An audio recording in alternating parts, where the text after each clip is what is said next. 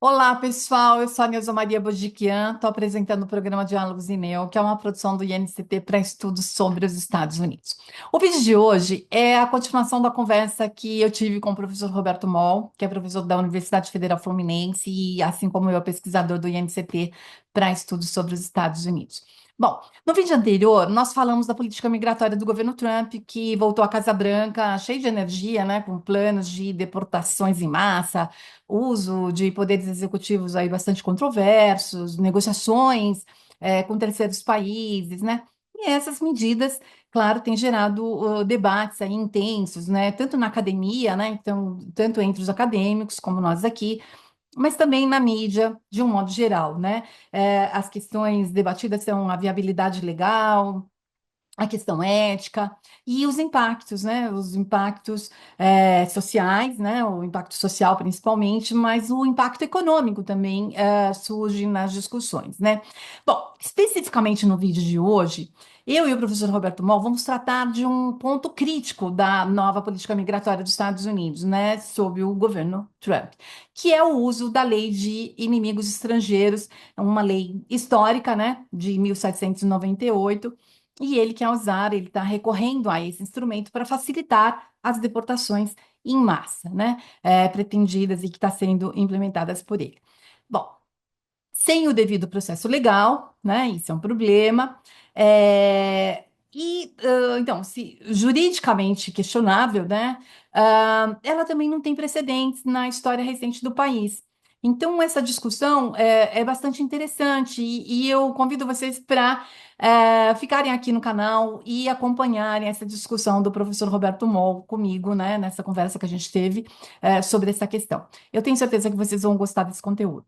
Vamos lá para esse segundo bloco nosso aqui de notas, né? Bloco de discussão, que é essa lei sobre a lei de inimigos estrangeiros e os riscos de sua aplicação recente, né? É,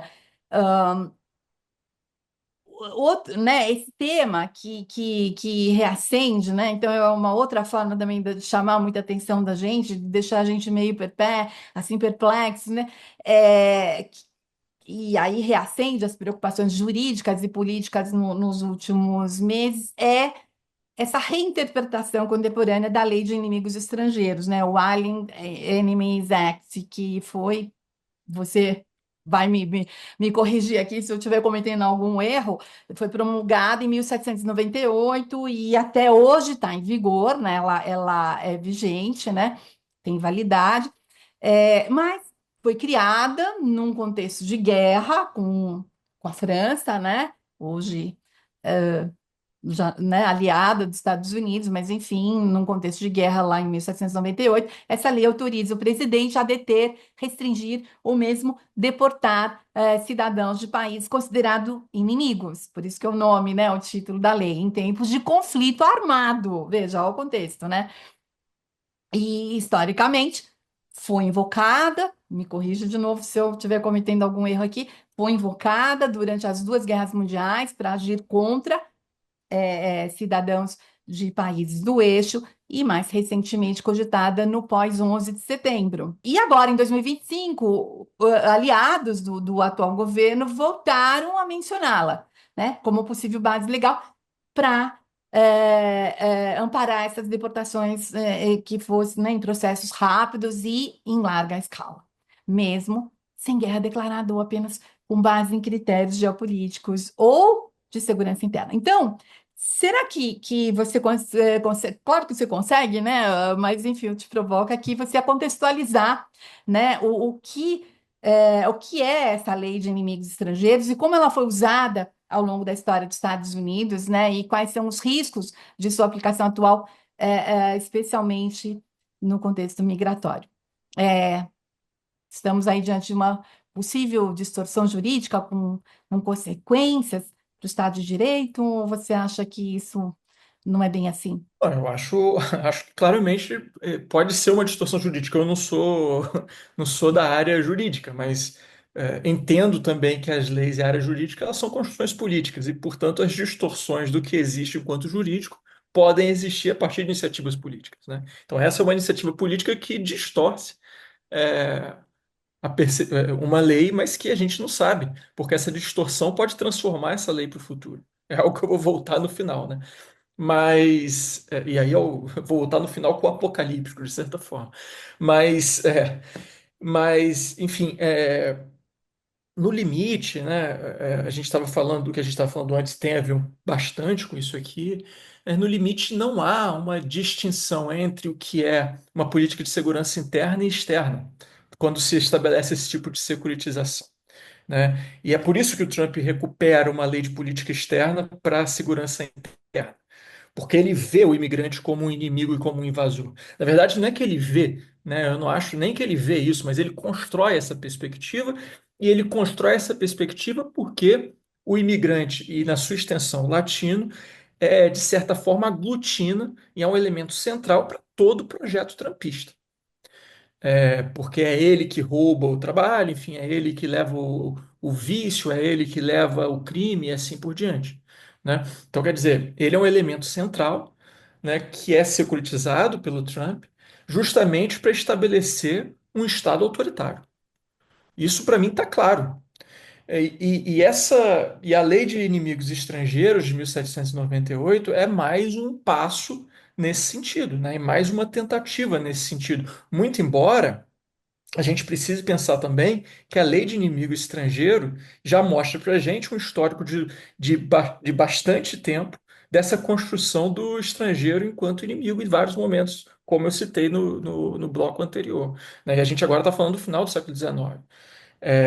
Na verdade, final do século XVIII, né? E a gente está falando agora do final do século XVIII. Então, a lei de inimigo estrangeiro, como você disse, ela foi criada justamente no momento em que os Estados Unidos acabavam de se tornar independentes, tinham o receio, né, de uma ameaça francesa, de uma invasão francesa, e é criado para lidar com os franceses que viviam nos Estados Unidos naquele momento. Né, a ideia de que pode deportar qualquer imigrante, etc. A lei foi usada duas outras vezes, como você disse, na Primeira e na Segunda Guerra Mundial, mas há uma questão que a gente precisa lembrar na Segunda Guerra Mundial. Essa lei foi usada na Segunda Guerra Mundial contra italianos, japoneses e alemães, mas sobretudo contra japoneses, né? É, e aí tem uma questão racial muito clara nesse sentido, né? E os japoneses foram levados para campos de concentração e de trabalho forçado dentro dos Estados Unidos nesse momento.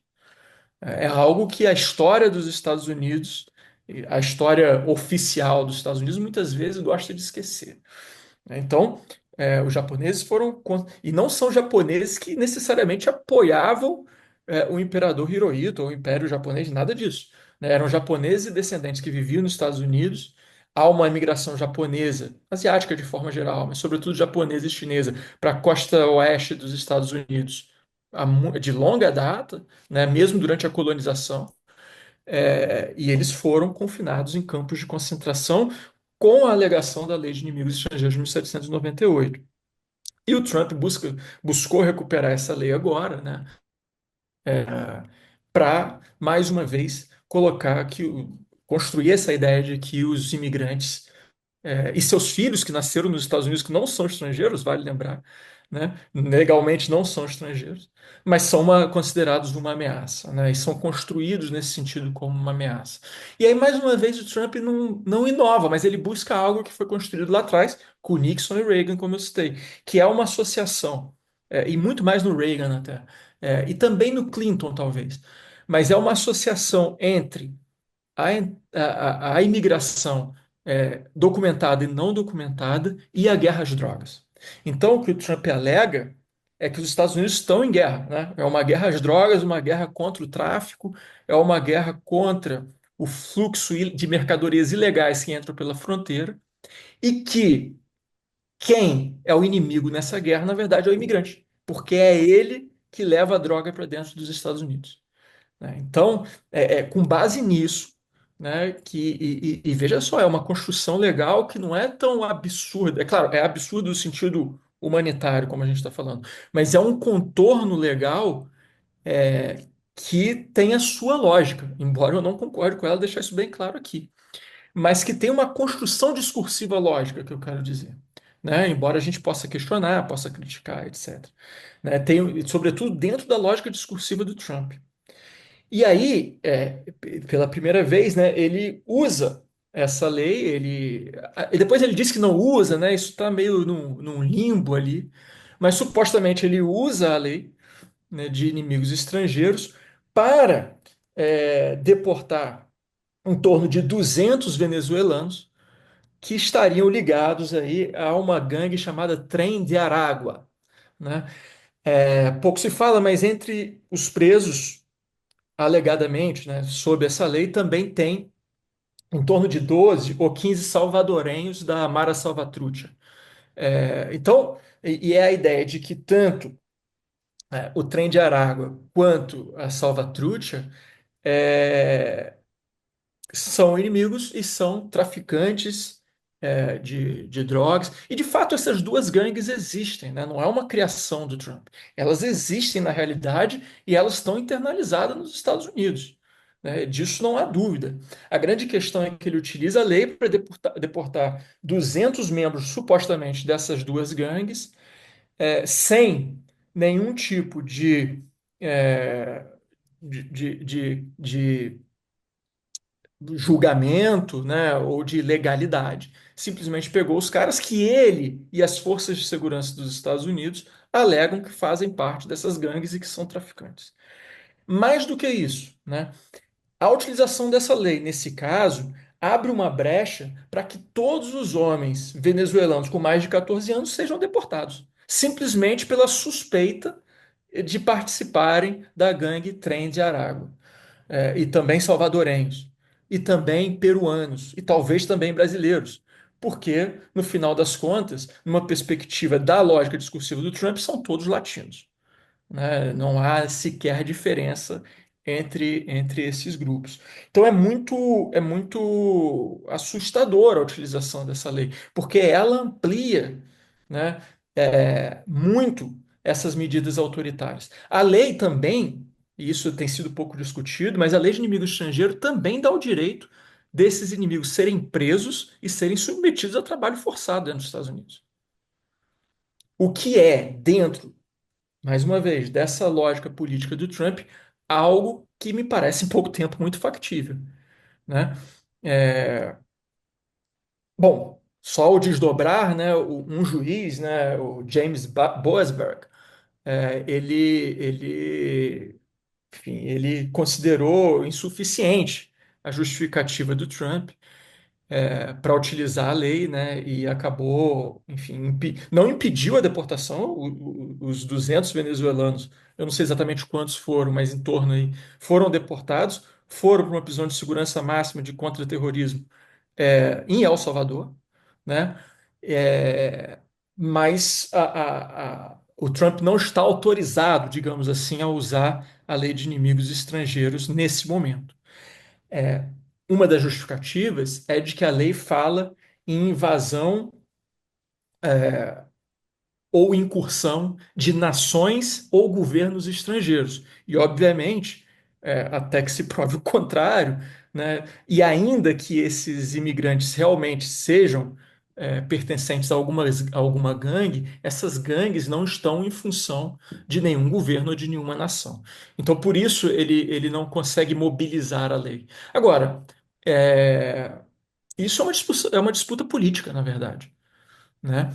E a lei pode ser muito bem interpretada de outra forma, politicamente, por outros juízes, ou mesmo, né, ser emendada de alguma maneira bem sutil, porque a diferença é sutil, né? Quer dizer, é, essa lei para um governo que quer encontrar uma brecha para tomar medidas autoritárias através dessa lei é possível, né? Eu vejo como possível no futuro próximo. É, e aí, assim, vale a gente pensar uma coisa, né? Que, como eu disse, os imigrantes e os latinos, de certa forma, eles encapsulam, eles são centrais para esse discurso do Trump, para todo o discurso político do Trump, mas também para o projeto efetivo do Trump, né? O projeto do Trump em relação à política externa, estrito senso, é um projeto em tese de diminuir os gastos dos Estados Unidos com essa política externa, né? Mas hora nenhuma se fala em diminuir gastos com defesa, e com segurança interna. Portanto, esses gastos podem ser deslocados, ou uma grande parte deles pode ser deslocados da política externa para a política interna, com o aumento do aparato de segurança na fronteira, construção de prisões, é, com o aumento do aparato do efetivo militar na fronteira, com o aumento da polícia de fronteira e assim por diante. Né? E até mesmo com o aumento dos agentes da ICE e enfim, de armar e vestir, enfim, e organizar a própria agência. Né? A gente vê aí falar em cortes em todas as agências federais, mas a gente não ouve falar em cortes nas agências de segurança. Né? Então, muito menos na ICE, né? Na INS, né? Que são as agências que tratam da questão migratória. Então, eu acho isso muito provável, né? Infelizmente. Eu não queria terminar com essa perspectiva, mas eu realmente acho isso muito provável. Excelente contextualização, né? Quer dizer, um tema muito E complexo. mesmo, e assim, só para completar, mesmo para fora, né? Porque o Trump já fez um acordo de 6 milhões de dólares, ou melhor, de seis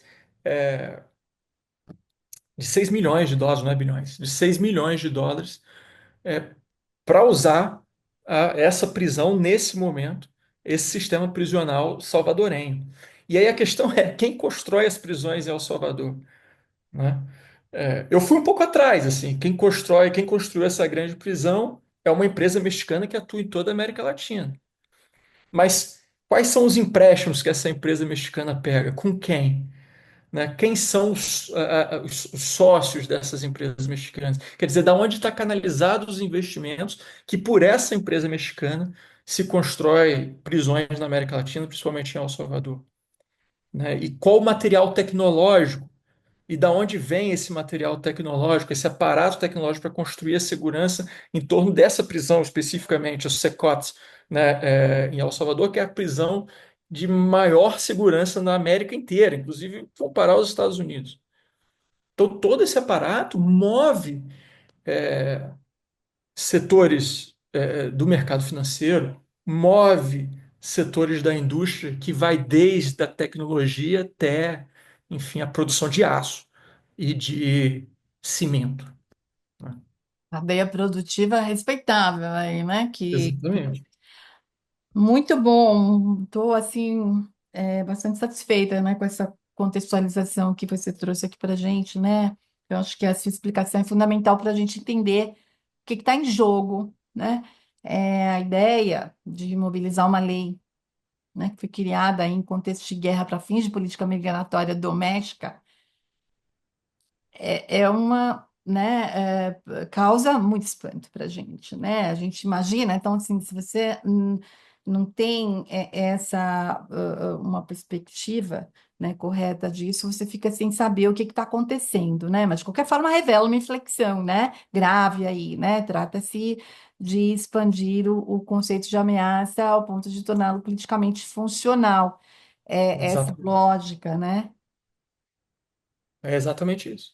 Que Isso. transforma, né, nacionalidade ou origem étnica em critério de punição, né? Conforme você trouxe para a gente aí, muito bem. Então, remetendo ao passado, quando você tinha determinada etnia, determinado grupo étnico sendo mais punido, sendo o alvo, né, dessa busca, dessa punição, né? E E aí num país que, no limite, todo mundo é imigrante. Né? pois é, exatamente. Nós não estamos falando de um qualquer país, né? Nós estamos falando de uma da megapotência que foi construída e que tem todo esse caldeirão aí étnico, faz parte da história, né, da construção do país, né? E muita violência também, né? A gente sabe que é um país muito violento. Então, mas o que preocupa é que isso pode ser um caminho, eu estou falando agora, né, do momento, pode ser um caminho para institucionalizar um estado de exceção seletivo, né? Onde certos grupos são sistematicamente alvos de vigilância, exclusão e repressão legal sob o manto dessa legalidade formal, né? E aí, como você bem colocou, a forma como ele aciona essa alavanca psicológica, ele tem um apoio muito grande, né? E é por isso que a gente vê também uma mudança dos democratas também, né? Que, como você começou falando lá atrás, que tem uma outra aparência, tem, claro, um tratamento talvez menos desumano aí, então a gente via que tinha esse cuidado, mas de qualquer forma era uma coisa ainda que assim teve uma preocupação muito grande com segurança, e em vários estados os governos democratas também acabaram, né, defendendo essa política de segurança. E aí, com essa preocupação, né, sobre esse manto da legalidade ou da preocupação aí com segurança, justifica tudo, né? Então, acho que isso que é a grande preocupação. Amigo, colega de pesquisa aqui, muito obrigada. Se você quiser fazer alguma outra intervenção aqui, alguma outra fala, trazer mais alguma coisa que você queira, senão a gente vai para o encerramento. Tá ótimo, tá ótimo. Um outro momento a gente pode conversar sobre esses grupos de militância que não conseguem dar conta de frear isso, né? E por que não conseguem dar conta? No final, essa foi a grande pergunta que motivou a pesquisa que eu tenho feito, né? Quer dizer, por que a militância latina não consegue dar conta, na verdade, enfim, desses avanços nativistas e proibicionistas e xenófobos, né? Mas, enfim, isso é para uma outra conversa. Para uma outra, mas está aí já a dica, já está convidado, então não precisa Claro. esperar eu chamar, tá?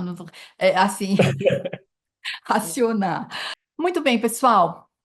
Encerramos por aqui o vídeo. Eu espero que vocês tenham gostado e não se esqueçam de curtir, e compartilhar o vídeo, tá? À vontade. Por favor, eu agradeço, eu peço isso para vocês e eu agradeço muito, né, pelo apoio, pela companhia de vocês.